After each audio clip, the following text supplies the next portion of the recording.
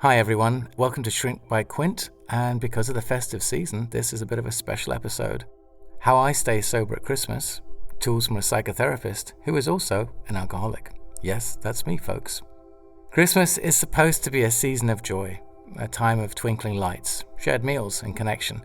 But for those of us navigating the complexities of sobriety, it can feel like a minefield of temptation. As both an alcoholic and a psychotherapist, I know this struggle intimately. I've walked this path myself, and in doing so, I've learned to lean on certain tools and strategies, not just to survive the holidays sober, but to reclaim them as a time of meaning and connection. They're not just abstract theories, they're practices that have helped me and many of my clients find balance and strength during the festive season. So, if we start with understanding temptation, what are my insights? Well, one of the most important lessons I've learned is that temptation isn't about the drink itself. It's about what we believe that drink might give us. Courage, relaxation, a sense of belonging. The holidays amplify this, presenting alcohol as the ticket to festive cheer. Advertisements, cultural traditions, and even well-meaning friends reinforce this message. Come on, have a drink, making it feel like we're missing out if we don't join in. As a therapist, I say to my clients and remind myself to approach temptation with curiosity instead of fear. When I feel the urge to drink, I ask myself, what am I really looking for here? Comfort? Confidence? Escape? And by naming the underlying need, I can address it directly instead of reaching for alcohol as a shortcut. This shift from resisting temptation to understanding it, that's been transformative for me. Secondly, just to keep reminding myself why I stay sober, refocusing on my why. Amid the glitter and indulgence of Christmas, it's easy to lose sight of why I chose sobriety. But I've learned the importance of reconnecting with my why, especially during challenging times. Because for me, sobriety means clarity, emotional stability, and deeper relationships, things I risk losing if I drink.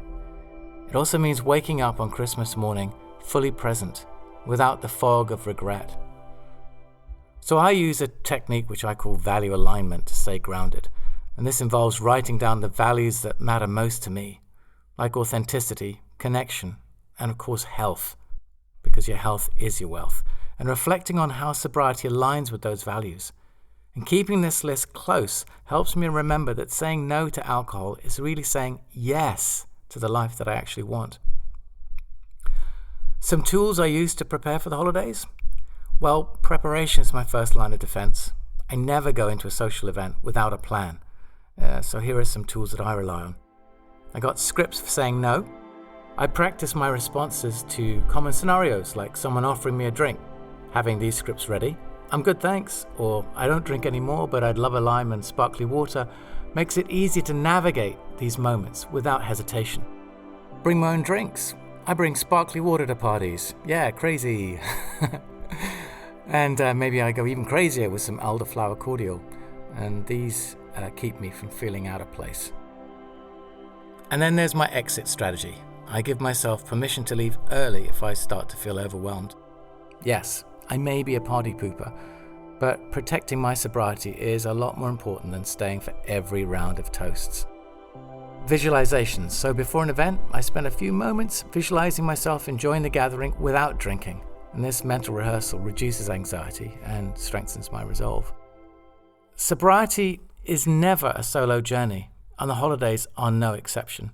I rely heavily on my support network, which includes trusted friends. I encourage my clients to build their own sober toolkit of people that they can call or text in moments of doubt. And a quick exchange with someone who understands can be a lifeline.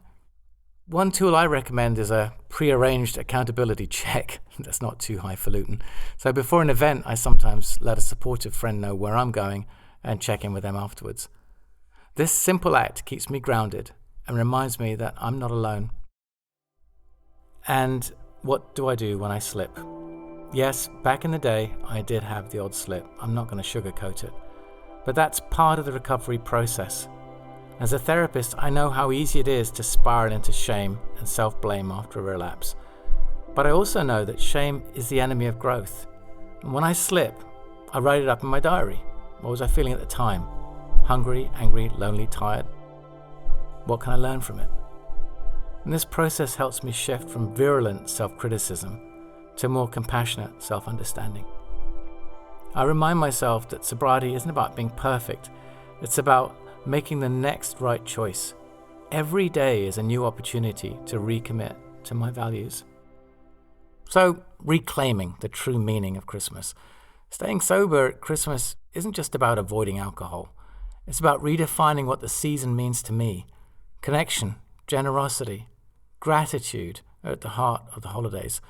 And those values really don't depend on a glass of wine or a bottle of Jack Daniels. One of the tools I use to stay present is mindfulness. During holiday moments, I focus on small sensory details, the taste of a warm cup of tea, sound of laughter, or the glow of Christmas lights. And these moments remind me that life's beauty is in the here and now, and not at the bottom of a glass. So, as it's Christmas, what about the gift of sobriety? As both a therapist and an alcoholic, I've come to see sobriety as the greatest gift I can give myself during the holidays. It's a choice that allows me to show up fully, not just for others, but for myself. By staying true to my values, I'm not just surviving Christmas, I'm rediscovering its magic. And this year, my hope is that these tools can help others, maybe you, dear listener, who are walking this path. Sobriety isn't about deprivation. It's about reclaiming your life, one choice at a time. And that, I believe, is a gift worth celebrating.